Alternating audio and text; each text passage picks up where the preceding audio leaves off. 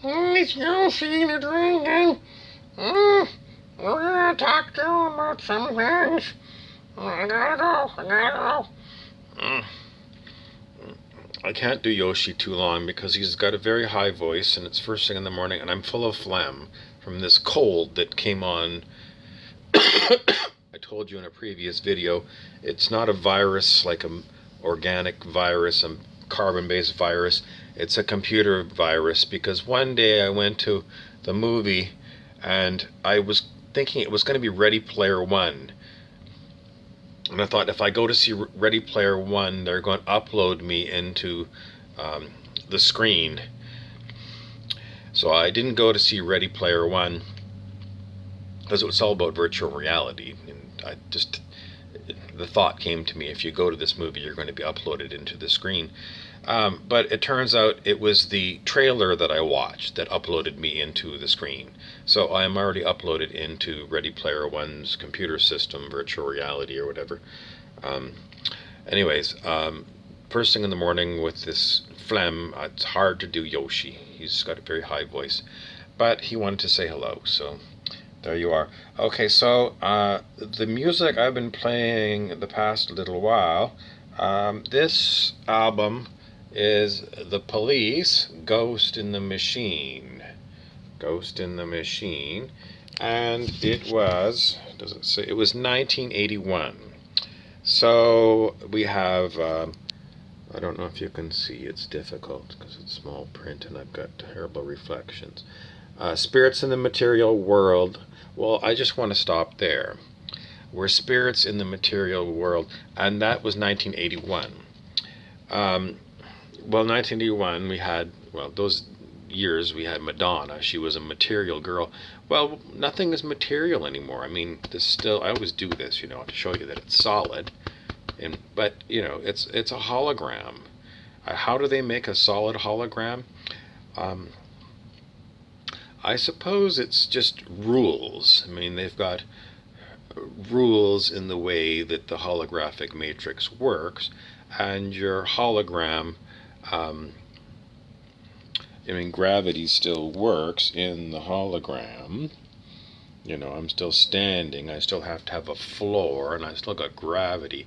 But these rules, if you think of video game engines, there's rules about what objects can do inside the video game itself.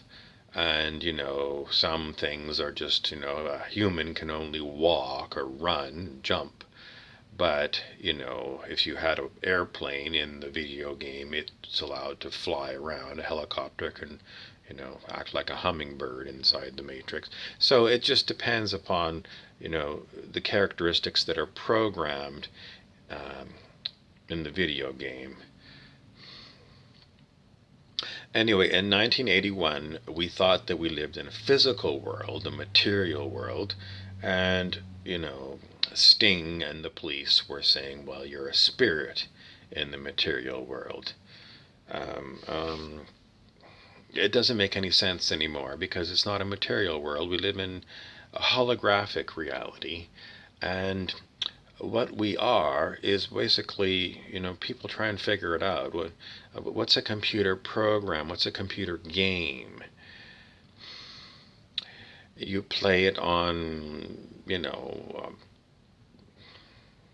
some kind of a computer, and you watch it on a screen, and you've got an input. In the old days, we had joysticks and keyboards, and I haven't played a video game in so long. I guess some people play it on their phones, their smartphones. But, you've got something to input you into the video game. And,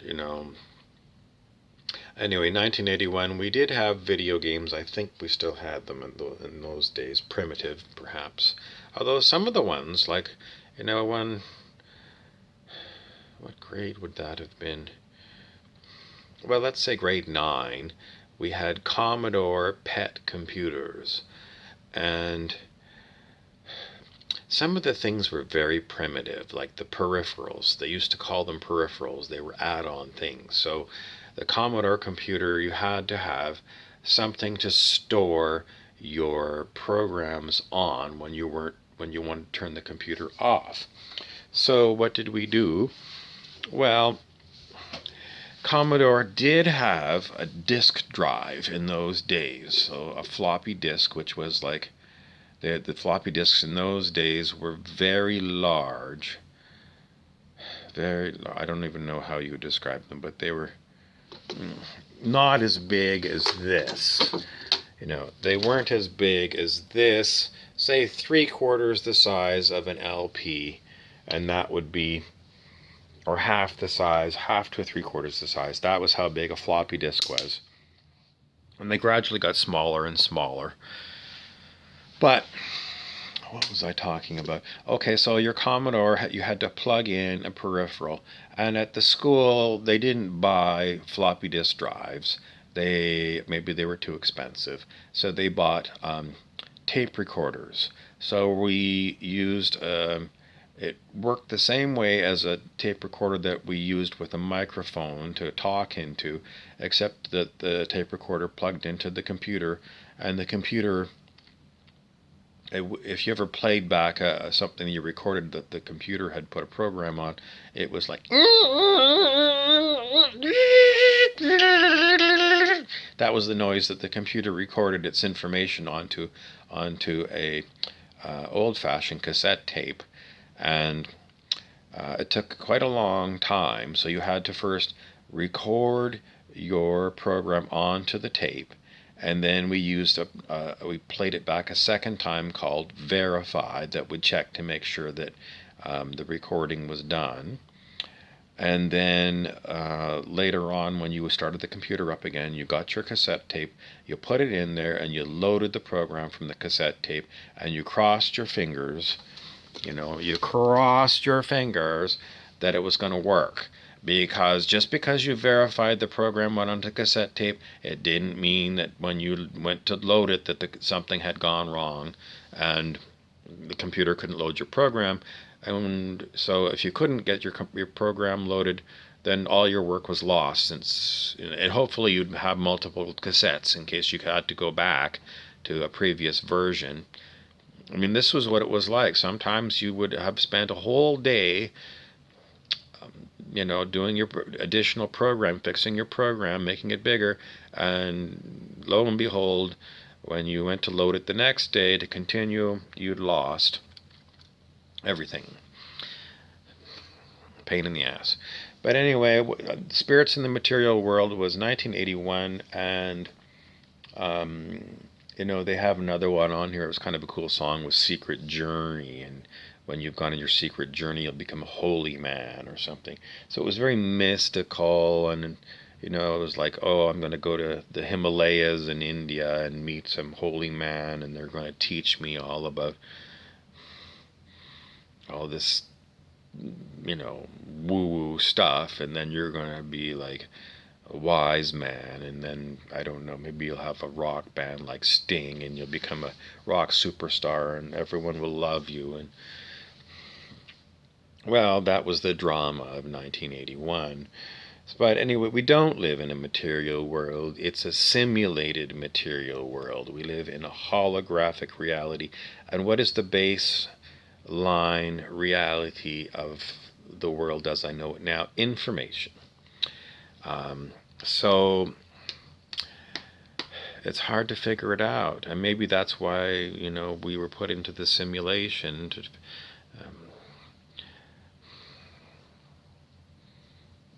where did it all start? Planets and globes and soil farmers getting back to the land. And I have no conclusion to give you except that it's all simulated. Because all there is here, it's information. It's a video game. Was there ever a carbon-based organic life?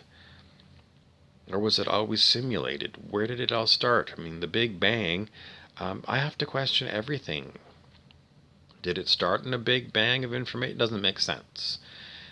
How could you have a big bang of like some explosion of energy, and then all of a sudden there's computer-generated realities? No, that doesn't make any sense. So, if there was a Big Bang, did it create stars, and how did consciousness, everything that you're told, and the questions are still valid questions. It's just the answers that we were given in the 1980s when I went to school.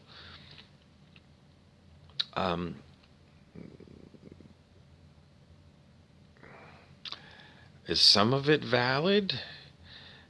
It's really hard to try and get your head around it.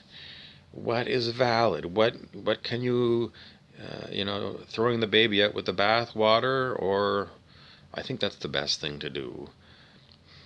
I mean, unless you want to have the history of simulated planet Earth, you can go and get an old textbook, the Encyclopedia Britannica from 1981, and look to see what we thought. I've got a set of Book of Knowledges from about 1940, and I always thought, well, this is good stuff to have, because if the world goes down the toilet and you can't access the computers, at least in book form, it tells you how to make glass. You get a bunch of sand and you get a big furnace and you heat it up really hot, and then you can make glass. But I mean, you have to have all the technologies of that day, of 1940, in order to make glass that way. It's not like, in the Book of Knowledge, it doesn't say how to make glass in your backyard. You'd have to be, what technologies are you going to have if, the world moves on and all the, the power grids go out, and, you can't buy propane anymore, or acetylene anymore to do welding anymore.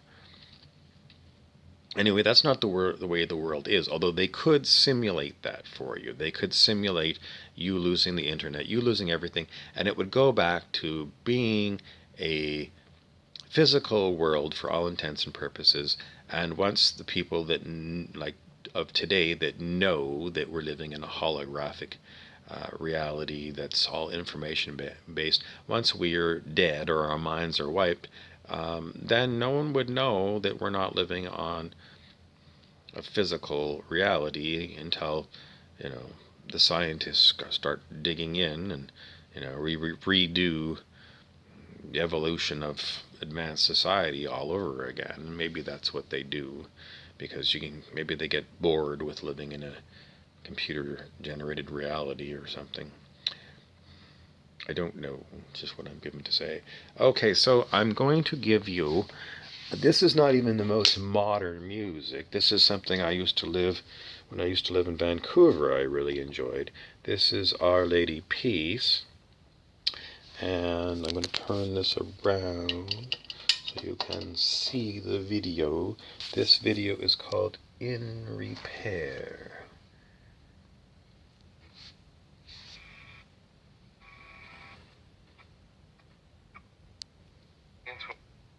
They are conscious of their own agenda, their own qualities. Leave them.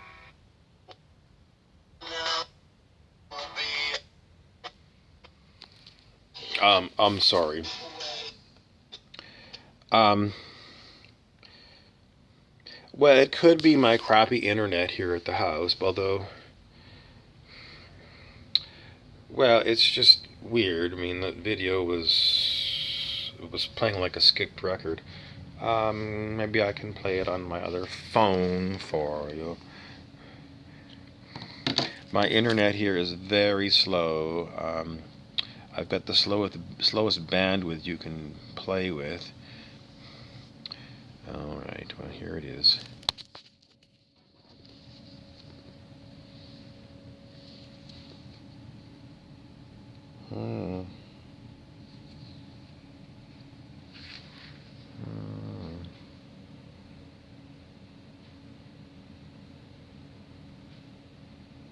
Okay, the internet has gone dead, but you can play Our Lady Peace in Repair, and that was what I was going to show you. So I guess I didn't infringe on anyone's copyright because I couldn't play you the whole video anyways.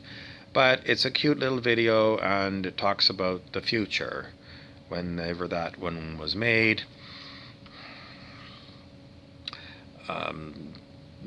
A dozen years ago, I suppose, and it seems more relevant today than ever.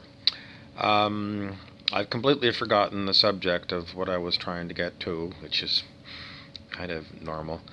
Yoshi says, don't be too concerned.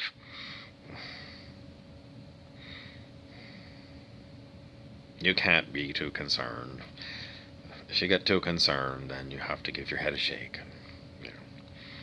Anyway, information is the root of what we live in. And so what are you? You are still something that is awareness. Awareness is what you are, and information is what comes, and it's what you're exposed to. Information. And what else can I tell you? The Science of Creativity. This was Time magazine. I picked this up along the way. This one was 2018, and it's complete lies. The cover says, it's got a picture of a human brain, imagination, the power of sleep, your inner genius. It's all about the brain, and no, the brain has got nothing to do with it. It's all information in the holographic matrix, and they're still trying to tell you that that the brain, the organic carbon-based brain of a human, is where all this stuff is created. Is bullshit. It's lies. It is not created in your noggin. If you removed my brain, would I still be able to talk? Well, strangely, I looked, I don't know where I saw it. It was some years ago. But I was studying this particular thing. And, people keep giving you the picture of the human brain, but imagine this picture, but hollow out the inside of this brain. Take 95% of the inside of this brain out. And that is what they had an example of. Somebody who was born with a birth defect where maybe they had that thing, hydrocephalus, where the water got inside the middle of the head, and the brain couldn't develop because there was water in the middle of the head. So they only had a little tiny strip of brain tissue that was right around the skull, and the inside of the head was, I guess it was still full of water. There was just fluid there. So someone was operating with only 5% of a human brain, and they were perfectly normal. Perfectly normal. They weren't dumb. They had no disabilities whatsoever. They were perfectly normal. You couldn't tell. The only way they could tell was when they put the person into an MRI machine and they looked in and they went, lo and behold, the person's missing 95% of a normal brain. So you can look that up. I don't know how you're going to find it. But if you can find it, you can confirm. If you can't find it, well, I'm not lying to you unless they lied to me.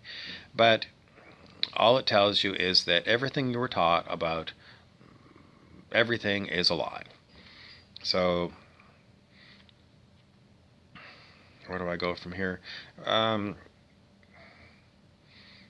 simulated reality hypothesis, I think it has to be true. Everything is run. And there was some video, it was kind of interesting. They were talking to people who were at higher dimensions. And the higher dimensionals, it's so complicated. I mean, 12 dimensions, 20 dimensions, 52 dimensions, 2,500 dimensions. I don't know how many dimensions, and it's meaningless, to say which dimension you're in.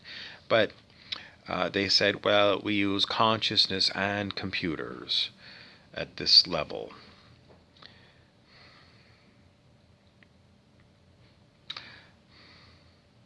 So, do you want to go and get a chip put into your brain so you can have internet directly into your head, it seems superfluous because we're already connected to these computers that belong to people in other dimensions.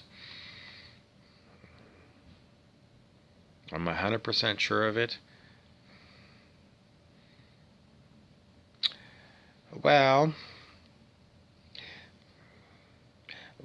we could still be carbon-based organic beings that are getting downloads by technology. They are putting all kinds of holographic inserts into our reality by playing with our organic brains. And I've looked into all kinds of these technologies that they could use to do it, scalar or laser, microwave, all kinds of ways to put things into your head. So if that was the case, then you still have access to, or they have access to you. You don't really have access to them, only what they want you to have. And that's how you could see magical things. It's just they put those things into your brain, and your mind sees these things, and your perception is reality, is what they used to say. But if you're perceiving all kinds of things and the other person isn't, they might think that you're hallucinating or something. What is a hallucination? Life is a hallucination.